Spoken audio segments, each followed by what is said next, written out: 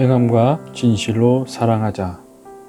요한일서 3장 16절에서 18절까지의 말씀입니다. 그가 우리를 위하여 목숨을 버리셨으니 우리가 이로써 사랑을 알고 우리도 형제들을 위하여 목숨을 버리는 것이 마땅하니라. 누가 이 세상의 재물을 가지고 형제의 궁핍함을 보고도 도와줄 마음을 닫으면 하나님의 사랑이 어찌 그 속에 거하겠느냐. 자녀들아, 우리가 말과 혀로만 사랑하지 말고 행함과 진실함으로 하자. 기독교인들은 때때로 영성에 대해 이야기하곤 합니다. 그리고 대부분 개인의 영성에 대한 이야기에 머무를 때가 많습니다. 하지만 영성은 개인을 넘어서 더 깊고 넓은 의미에서도 다루어져야 합니다. 사전에서는 영성을 신령스러운 품성이나 성질로 정의합니다. 이런 의미에서 봤을 때 우리 기독교인들은 성경을 근거로 나의 삶 속에서 영성을 훈련하고 영성을 더욱 넓혀가고 성장시켜 나아가야 합니다. 그렇다면 이러한 영성을 왜 훈련하고 넓히고 성장시켜야 하는 것일까요? 앞서 신령한 성품이라고 했을 때 영성은 분명 나를 찾는 과정이 수반되어야 하는 것이 분명합니다. 하지만 나만의 영성을 채우기 위한 목적을 담는 것만은 아닙니다. 진정한 나와 나의 삶을 아는 것을 기초로 이웃과 타인 그리고 세상으로 발현되는 영성이 되어야 합니다.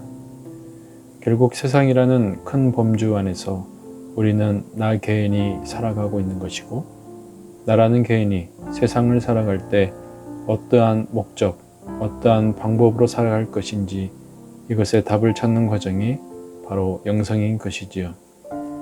우리의 영성은 이러한 방향이 되어야 합니다. 그러기 위해서 우리는 넓은 시각을 갖는 것이 중요합니다.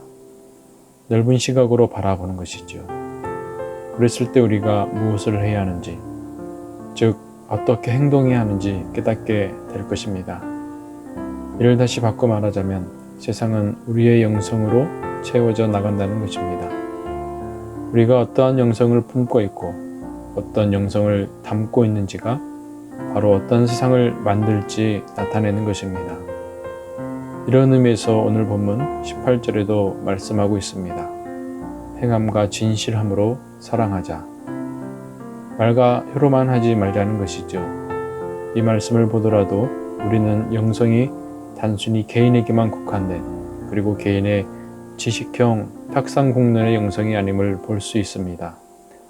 우리는 영성 있는 기독교인으로서 어디에 설지 고민해야 합니다.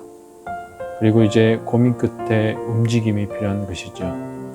그리고 우리가 좀 더 행동으로 영성을 나타내고 그러기 위해서 우리의 시각과 지경을 넓혀가야 합니다.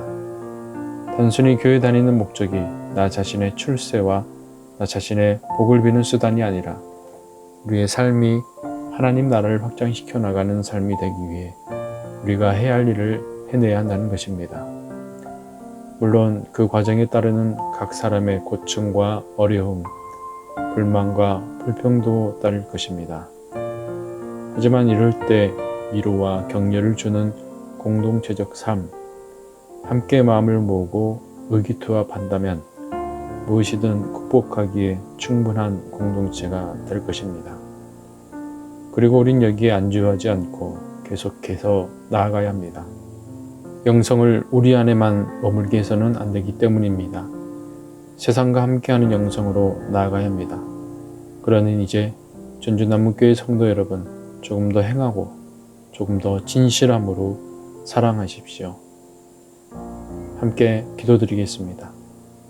사랑의 하나님, 오늘 우리가 채워나가야 할 영성을 생각해 봅니다. 나를 넘어선 영성, 행함과 진실함으로 녹여내는 하나님의 사랑이 우리가 절실히 이루어가야 할 영성임을 깨닫게 됩니다. 깨달음 가운데 하나님의 역사가 있길 기대하며 예수님의 이름으로 기도드립니다. 아멘.